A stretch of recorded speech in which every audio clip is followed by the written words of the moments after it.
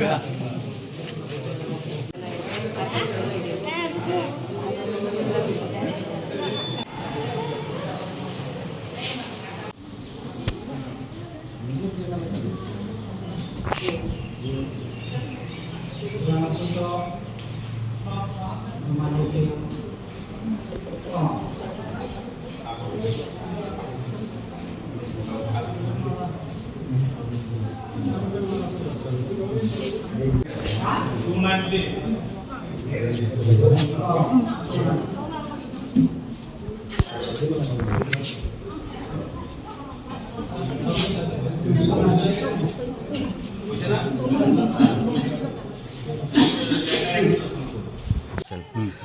আপনার অনুভূতি কি বলবেন, কেমন দেখছেন?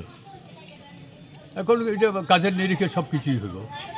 কোন কোন পার্টি এখন এখানে তো বিভিন্ন পার্টি আছে, প্রতিযোগী অনেক তো আছে। এখন কার কি ফিউচার, সে অতীতে কী করছে তার উপরে নির্ভর করে কাজের নিরিখে মানুষে ভোট পাইব। এখন তো স্বাভাবিক মানুষে এখন যে সবাই আশা করে যারাই সরকার গঠন করুক অন্তত যাতে একটা পরিবর্তন একটা দেখা যায়, এই ধরনের চিন্তাভাবনা সব মানুষেরই আছে। এখন এখানে তো ক্যান্ডিডেট অনেক থাকলেও আর কি, প্রতিদ্বন্দ্বী অনেক থাকলেও সবার তো কাজ হওয়ার কথা না। আমি তো মনে করি এখন এটা সবার অভিজ্ঞতাই আছে, নতুন করে আমার বলার কোনো কিছু নেই। আজকের দিনে ভোট কি শান্তিপূর্ণভাবে হচ্ছে না কোনো প্রকার অপ্রীতিকর ঘটনা ঘটছে? না, আমার তরফ থেকে এরকমভাবে কোনো কিছু না, কারণ অন্য কোনো জায়গায় এমন কিছু ঘটেছে এই ধরনের খবরও এখনও অবধি ইয়ে করা হয় নাই। আমি তো আশা করব অন্তত, আমি প্রাক্তন মন্ত্রী হিসেবে আর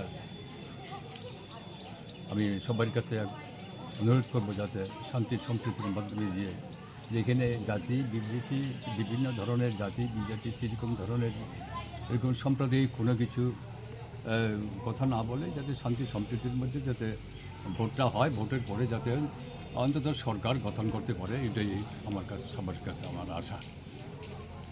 নির্বাচনে ভোটদান করলেন, কি জানাবেন, কি বলবেন এ নিয়ে? বলার কি আছে, ইলেকশনে আমরা ত্রিপুরা মথা জিতব এখানে অন্তত। সকলে তো স্বতঃস্ফূর্তভাবে ভোট দিচ্ছে না? হ্যাঁ, এখানে কোনো ঝামেলা নাই, কোনো গোলমাল নাই, এবং সব ভাইচারাভাবেই ভোট দিয়েছেন। তো খুব শান্তিপূর্ণ এবং অ্যারেঞ্জমেন্টও ভালো, পুলিশ প্রশাসনও খুব সুন্দরভাবে আমাদেরকে গাইড করছে। ধন্যবাদ।